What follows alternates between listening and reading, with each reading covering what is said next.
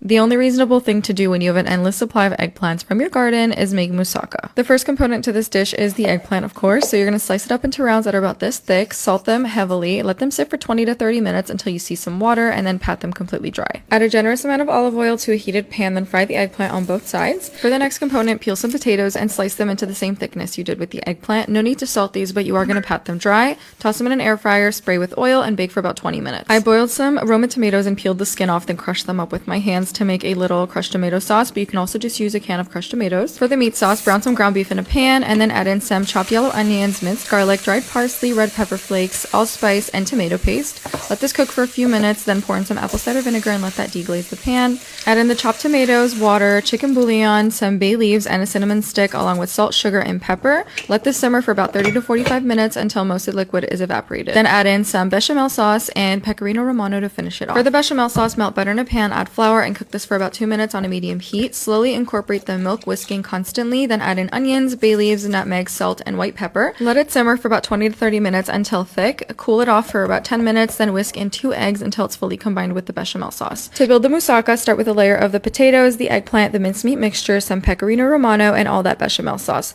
Pop this in the oven for about 45 minutes. Top it off with some fresh or dried parsley. Let it cool before slicing, and it's ready to enjoy.